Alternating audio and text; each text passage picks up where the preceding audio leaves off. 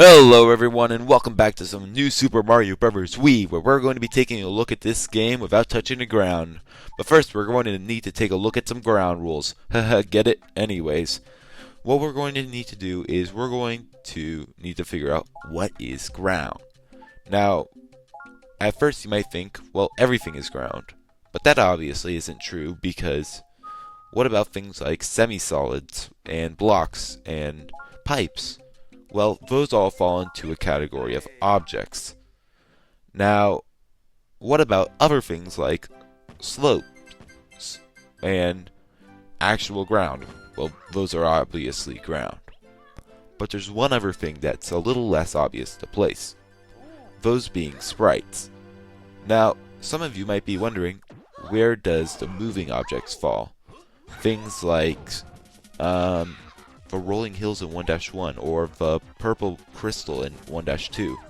Well, those aren't objects and they aren't ground. In fact, they're sprites. And since they are not ground, I feel like they're going to be allowed for this run. Now, there's one other thing. We are going to be allowed to use Yoshi, but he only appears in one level. And Yoshi is allowed to stand on the ground. And unlike Mario or Luigi, who can get a power-up, Yoshi can stand on the ground and carry Mario and Luigi because Yoshi is no power-up. Yoshi is a dinosaur. And dinosaurs are allowed, as stated by Steve. Now, without further ado, let's get this run started. Now, first up, we're going to need to discuss meta ground presses, like the one we just had. Now, whenever Mario enters a level, he starts on the ground. Now, that'll consider a meta ground press, because the game literally forces Mario on the ground, and there's nothing we can do. It's essentially just a cutscene. Now, this also happens with pipes and doors. Now, if Mario is literally spawned on the ground, that will be a meta ground press. And we will be able to touch the ground until we actually leave it. Now, as you just saw, I had to do a double enemy bounce in order to get over here.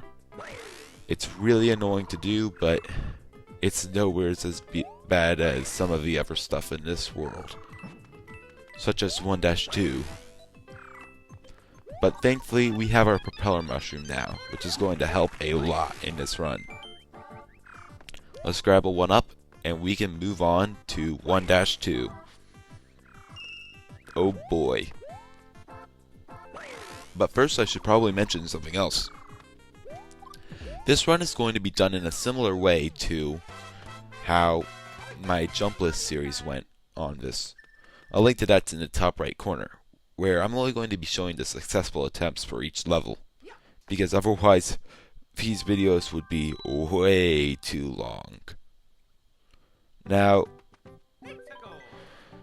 that that's out of the way, we can move on to 1-2, where we start immediately with another meta ground press, and then we can go ahead and enter the pipe. Now, just like the rolling hills, these purple crystals are allowed, because they are sprites.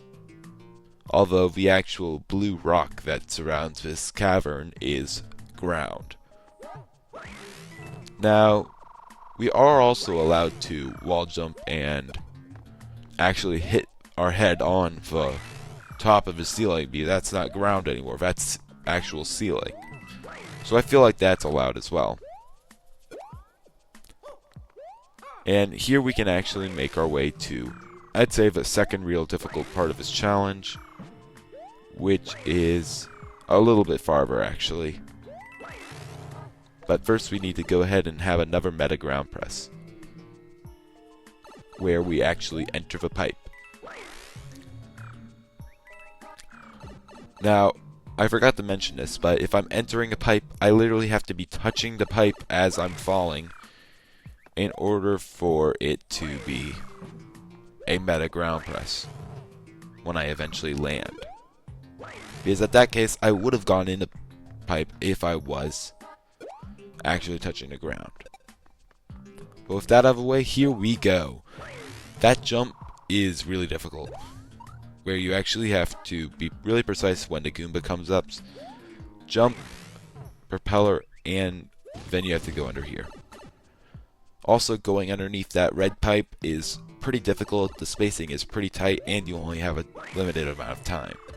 But thankfully, we're able to clear this out.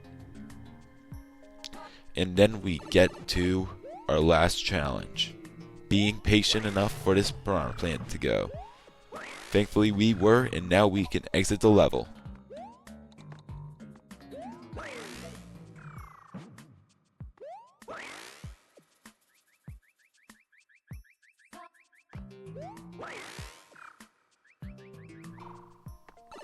And as you saw, I was touching the pipe before I was touching the ground. And with that, we can actually go through the end of the level. And with that, 1-2 is complete. Now we can move on to 1-3. Let's go.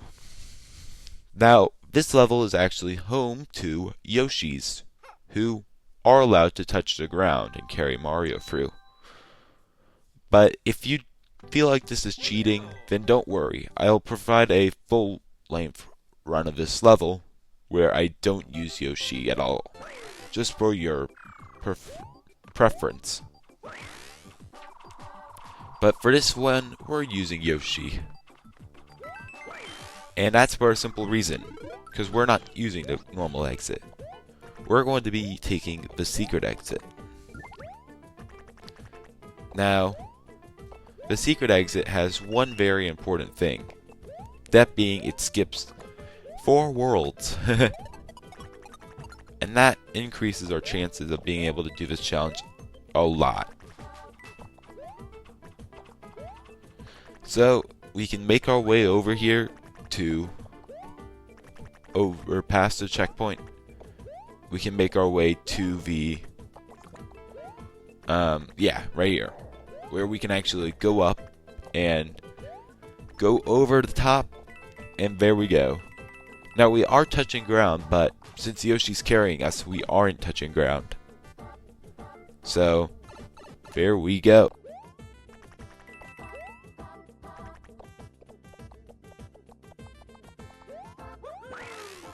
We've successfully completed World 1.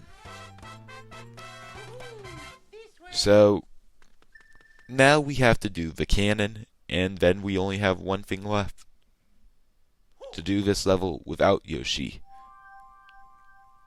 The normal exit, of course.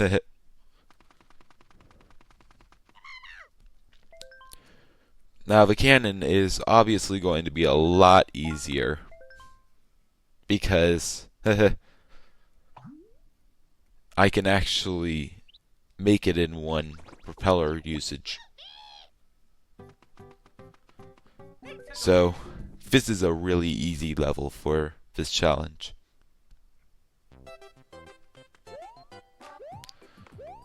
It wasn't so easy in Bliss. Ugh, I still remember this one. But with that, we're moving on to World 5. But we're going back really quickly to World 1-3. So, let's go. After a cutscene.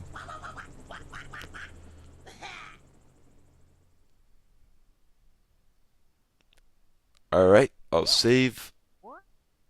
And now we can move back. Here we are. So, now that I'm actually required not to use Yoshi, this level gets a lot more difficult. Now, first of all, we are going to need to use these semisolids. Now, because they are semisolids, they are technically objects, meaning I am allowed to walk on them. But this doesn't make this level really easy, especially with what's coming up. That being a section full of pipes. Not this one, but a little bit later. Right here. Now, I'm supposed to get under here, under this little lip, which would be fine, except that's really annoying. So what I have to do is I have to wait for these enemies to go past and bounce on one in order to get enough height to the pipe. And now I have to go under the pipe and do a nice propeller in order to make it all the way to another semi-solid. Now we must go over these bricks, over the Hammer Bros, one more semi-solid, and there we go. 1-3 is completed as well. And that has been part 1 of this series.